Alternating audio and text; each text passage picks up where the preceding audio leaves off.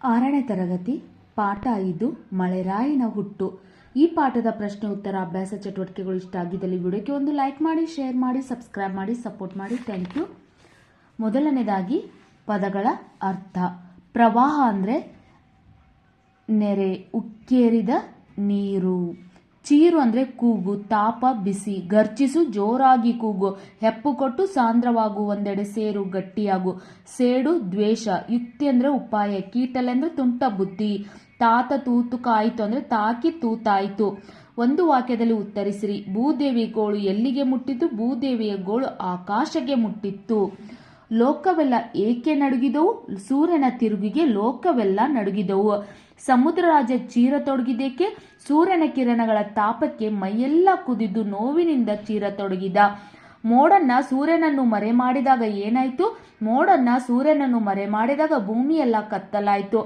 ಮೋಡ ನನಗೆ ಬುದ್ಧಿ ಕಲಿಸಲು ಸೂರ್ಯ ಯಾರಲ್ಲಿ ಕೇಳಿಕೊಂಡ? ಮೋಡ ನನಗೆ ಬುದ್ಧಿ ಕಲಿಸಲು ಸೂರ್ಯ ಗಾಳಿರಾಯನನ್ನು ಕೇಳಿಕೊಂಡನು.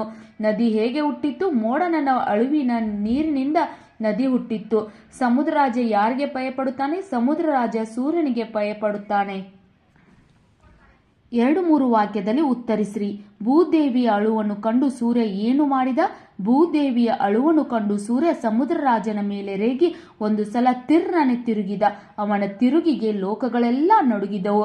ಮೋಡ ಹೇಗೆ ಹುಟ್ಟಿತ್ತು? ಬಿಸಿಲಿನ ತಾಪಕ್ಕೆ ಸಮುದ್ರ ರಾಜನ ಮೈ ಬೆವರಿತ್ತು. ಒಳಗಿನಿಂದ ಬೆವರಿನ ನೀರು ಹಬೆಯಾಗಿ ಹೊರಟಿತ್ತು. ಆವಿಯಾಗಿ ಮೇಲೆ ಹೋಗಿ ಆಕಾಶದಲ್ಲಿ ಒಂದು ಕಡೆ ಸೇರತೊಡಗಿತ್ತು. ತುಸು ಹೊತ್ತಿನೊಳಗಾಗಿ ಬೆಟ್ಟಗಳ ಸಾಲಿನಂತೆ ಕಪ್ಪಗೆ ಹೆಪ್ಪು ಕಟ್ಟಿತ್ತು.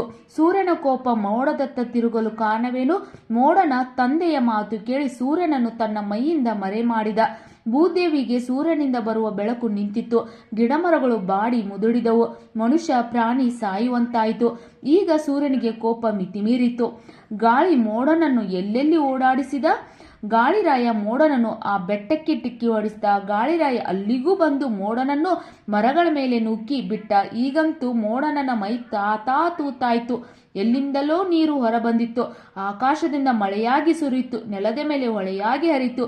ನದಿಯಾಗಿ ಹರಿದು ಸಮುದ್ರ ಸೇರಿ ಮಹಾಸಾಗರವಾಯಿತು. ಗಾಳಿ ಮೋಡಗಳ ಯುದ್ಧದಿಂದ ಕೊನೆಗೆ ಯಾವ ಹಾಡು ಹುಟ್ಟಿತ್ತು?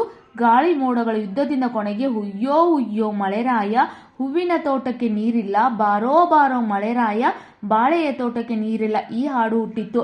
ಈ ಮಾತನ್ನು ಯಾರು ಯಾರಿಗೆ ಹೇಳಿದರು? ಮಗು ನೋಡು, ಸೂರ್ಯ ನನಗೆ ಹಾಗೆ. ಈ ಮಾತನ್ನು ಸಮುದ್ರ ರಾಜ ಮೋಡನನಿಗೆ ಹೇಳಿದನು. ಆನೆಯ ಮುಂದೆ ಆಡೆ. ಈ ಮಾತನ್ನು ಸೂರ್ಯ ತನ್ನ ಮನಸ್ಸಿನಲ್ಲೇ ಅಂದುಕೊಳ್ಳುತ್ತಾನೆ. ದುರಳರಿಬ್ಬರನ್ನು ನೋಡಿಕೊ. ಈ ಮಾತನ್ನು ಸೂರ್ಯ ಗಾಳಿರಾಯನಿಗೆ ಹೇಳಿದನು. ಬಿಟ್ಟ ಸ್ಥಳ ತುಂಬಿರಿ. ಸೂರ್ಯ ಬೆಂಕಿ ಮುದ್ದೆ. ಸೂರ್ಯನ ಕಿರಣಗಳೇ ಬಿಸಿಲು. ಭೂದೇವಿಗೆ ಸೂರ್ಯನಿಂದ ಬರುತ್ತಿದ್ದ ಬೆಳಕು ನಿಂತಾಗ ಗಿಡಮರಗಳು ಬಾಡಿ ಮುದುಡಿದವು. ಗಾಳಿರಾಯ ಮೋಡನನ್ನು ಬೆಟ್ಟಕ್ಕೆ ಡಿಕ್ಕಿ ಹೊಡೆಸಿದ.